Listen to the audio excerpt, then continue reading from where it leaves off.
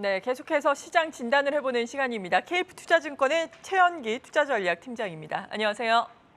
예, 안녕하세요. 네, 일단 우리 시장 오늘도 3일 연속 하락을 하고 있습니다. 미국 증시도 하락을 하면서 투자 심리가 좀 좋지 않은 것으로 보여지는데 다음 주에 FOMC 회의도 있지 않습니까? 이에 따라서 연 저점까지 우리 증시 열어놔야 한다라는 시각도 있더라고요. 여기에 동일하십니까?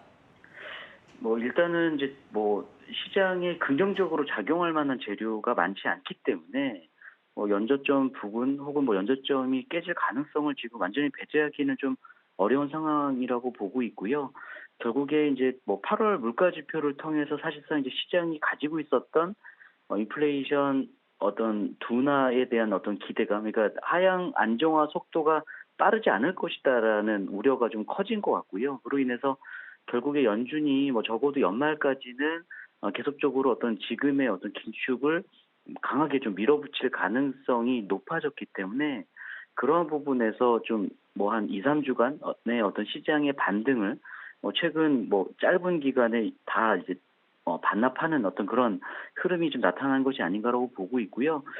글쎄요, 그러니까 연준의 어떤 그 스탠스가 바뀌기 전까지는 금융 여건의 어떤 긴축되는 정도를 바뀔 거라고 저희가 보기도 어렵고 또 경기 둔화를 감내하면서까지 지금의 어떤 긴축이 지속될 가능성이 높기 때문에 경기 모멘텀 역시 좀 기대할 바가 없다라는 점 이런 것들이 좀 투자 심리의 위축을 계속적으로 좀 가져오지 않겠냐라고 보고 있습니다.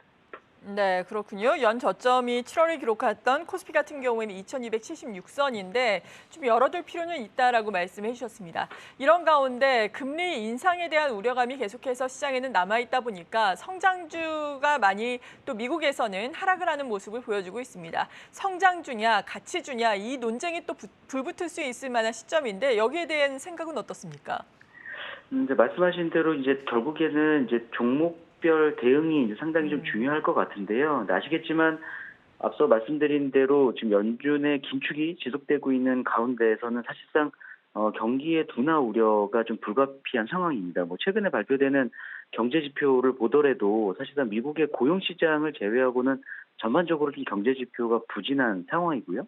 그렇기 때문에 좀 경기에 민감한 업종들, 특히 흔히 얘기하는 시클리컬 업종들의 어떤 그 상단이 제한적일 수밖에 없다라고 보고 있고요. 성장주 같은 경우도 마찬가지 논리일 것 같습니다. 그러니까 2년물 금리, 그러니까 미국의 2년물 금리가 결국엔 정책 금리에 상당히 민감하게 움직이는 금리인데 지금 3.8대까지 올라갔거든요. 그렇게 보면은 결국에는 이제 할인율이 올라가다 보니까 성장주에도 좀 좋은 영향을, 그러니까 부정적인 영향을 미칠 수밖에 없는 상황인 것 같고요. 최근에 그나마 상대적으로 퍼포먼스가 양호한 업종들을 보면 경기 방어적 성격의 업종들일 것 같고요.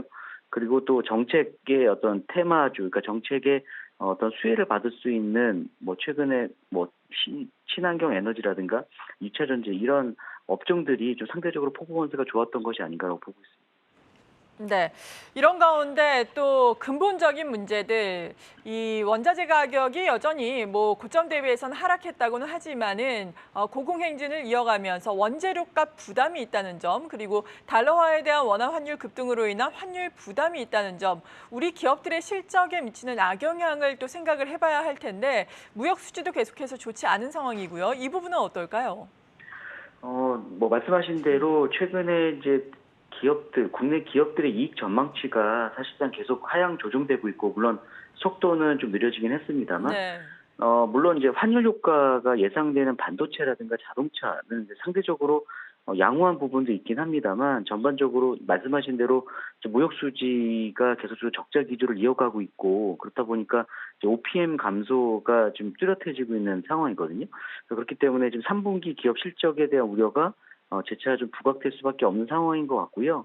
특히나 이제 그 수요의 역할을 하는 미국이라든가 유럽, 특히 이제 국내 같은 경우도 이제 중국까지 이제 포함시키면 결국에 경기 둔화, 교역량 감소 이런 것들이 사실상 연말까지 좀 지속될 가능성이 좀 높아 보입니다. 그렇기 때문에 연말까지, 그러니까 3분기뿐만 아니라 4분기에도 국내 기업 이익의 어떤 전망치에 어떤 뚜렷한 반등이 좀 쉽지 않을 수 있기 때문에 그런 부분들도 좀 국내 증시를 누르는 어떤 요인으로 좀 작용할 것으로 보고 있습니다. 네. 그리고 다음 주에는 당장 20일과 21일에 FOMC 회의가 열리게 되는데 이 부분에 있어서 주목해 볼 만한 체크 포인트는 어떤 게 있겠습니까? 일단은 이제 그 성장률과 물가 전망치 상향 조정이냐 아니면 하향 조정이냐 이 부분을 좀 봐야 될 것 같은데요. 성장률은 아마도 소폭 좀 하향 조정할 가능성이 좀 있어 보입니다. 1분기에 이어서 2분기가 역성장이 좀 나왔었기 때문에 또 3분기 성장률에 대해서도 기대감이 높지 않거든요. 또 반면에 이제 물가 상승률의 어떤 전망치는 소폭 올리면서 연준의 긴축이 지속될 수밖에 없는 어떤 그런 명분으로 좀 작용하지 않을까라고 생각을 하고 있고요. 제일 중요한 것은 이제 미 연준 위원들의 금리 전망을 나타내는 점도표가 될 것 같습니다. 기존보다 아마 전반적으로 그 점도표의 상단이 올라가면서 그러니까 기준금리의 중간값이 이제 올라가는 거죠. 그런 것들이 좀 확인이 되면서 이미 지금 시장은 연말까지의 기준금리를 4% 이상으로 올라갈 거다라고 조금씩 반영하고 있습니다만 실질적으로 연준의 어떤 점도표를 통해서 연말에 어떤 기준금리 값이 뭐 4.25 내지는 뭐 4.5까지 많이 올라가게 되면 아마 선반영했던 부분이 있다 하더라도 좀 추가적으로 부정적인 영향을 받을 수밖에 없기 때문에 그 부분을 좀 주목해야 된다라고 보고 있습니다. 그렇죠. 정말 멘트를 통해서 아니면 전도표를 통해서 이러한 부분을 확인을 한다면은 시장은 약간 더 충격을 받을 수 있다는 점 참고를 해봐야 되겠습니다.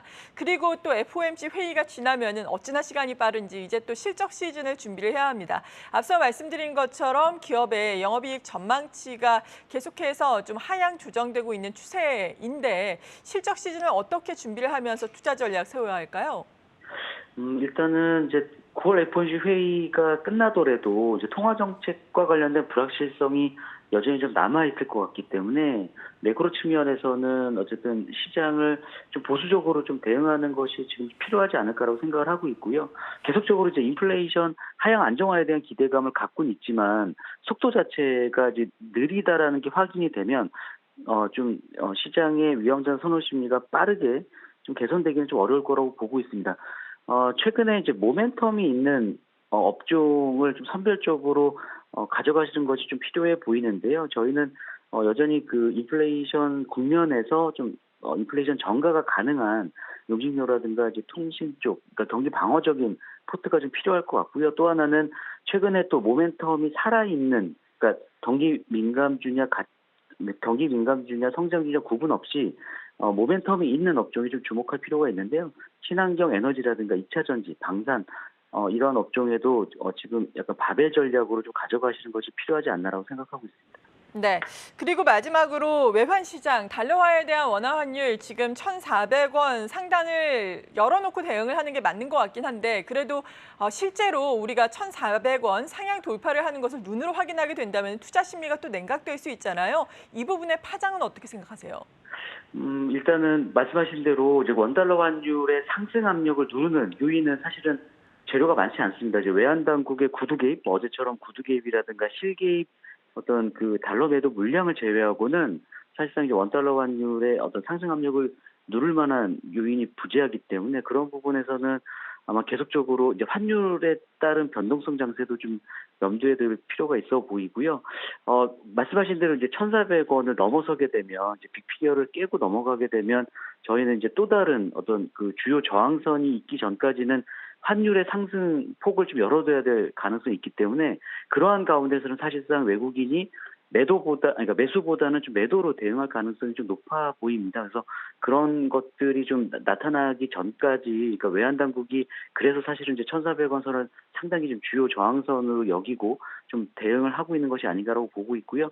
단기적으로는 뭐 유로화라든가 파운드화, 엔화와 같은 그 주요국 통화들의 힘이 약하기 때문에 달러화의 좀 강세 흐름 자체가 저희는 적어도 뭐 9월 달 내내 좀 지속될 가능성이 높지 않을까라고 보고 있습니다. 네, 지금까지 KF 투자증권 투자전략팀의 최현기 팀장이었습니다. 고맙습니다.